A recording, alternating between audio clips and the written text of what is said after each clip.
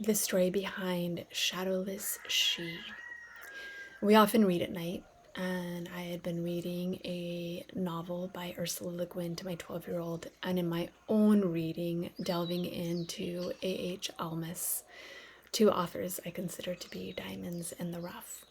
It was February of 2022, so just over a year ago, that this song poured through me in one fluid movement, really, including the guitar, which rarely happens. I'm often rewriting songs and really trying to get the heart of a message, but this song was incredibly fluid, and it's a melding of fantasy and contemplation, which then I understood as a personification of wisdom. Now, to shift gears a little bit, I recall the first time I heard the term wisdom. I grew up to missionary parents way up in the mountains of Guatemala, and we had a pretty simple life. We lived in an adobe house, and we didn't have television. We had ham radio, and sometimes the electricity would go out, sometimes water would stop running. And this particular evening, my father opened his Bible after dinner and was reading scripture. It was common for my father to read scripture to us after dinner. And I was 6 years old at this moment in time, and I recall the term wisdom. And my father had asked me what I thought about this particular passage.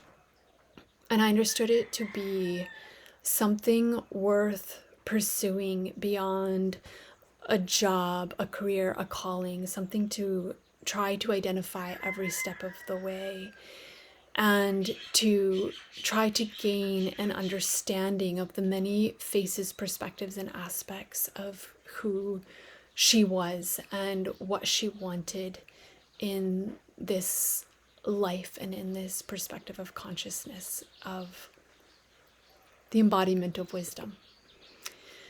So, to shift gears again, I was thinking about what to say about this song.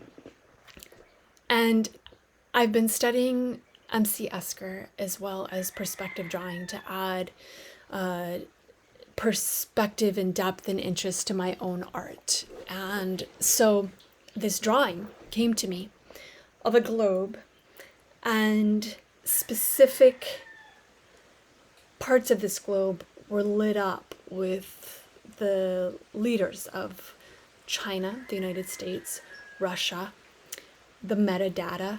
These faces came to me, we don't need to name names, that were being held on strings by a Michelangelo figure, a puppet, so to say, who was holding the strings.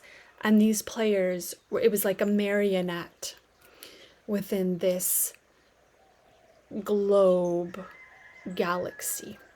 And there was a woman sitting outside the galaxy,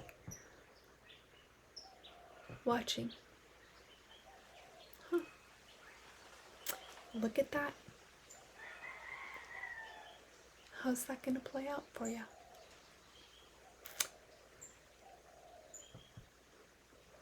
I don't know what I'm going to do with this particular piece of artwork, but this is what was coming out of this understanding of authorities and this vying for power through space, time, distance, dimensions, for those who do not want to be controlled by these forces and aren't controlled by these forces. So it's this thronging and longing of these power forces to try to gain control when it's already done and it's already gone, and they cannot have that power and control. And in my femininity, which I treasure and I love and I honor, there has been verbiage and language about nature versus nurture and how these two are incompatible. In my feminine understanding, there's nothing incompatible about these two. They are actually so harmoniously interwoven that it is because of one I can hold the other. And in my nature, I am able to nurture these dimensions of violence that are so prevalent right now, to see through what is going on. And always in my need to nurture, I return to nature, and whales being my gravity and birds my levity, so that I can breathe when I'm underwater, and I can remember the water when I'm flying in the air, and I can hold this fire within me as I dance within these forces of duality, which leads me to the next song, Phoenix, which is going to be released tomorrow, April 21st. And Michael Supernaut and Bob Pratt were the facilitators to help my vision of One Beat Breath come to life through celebration with a neighborhood and friends and children and a family to celebrate the kickoff of this project. Now, this is going to be kind of the grand finale of wrapping this project up through the song Phoenix Onk, and it will be musical cinematography as a dance between dualities so that we can see beyond and rise above.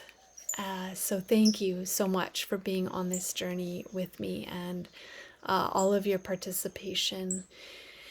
After this song is released tomorrow, I will talk story about Phoenix and some of the vision, and that will fully encapsulate this idea of this very personal and public sharing for me for this particular project.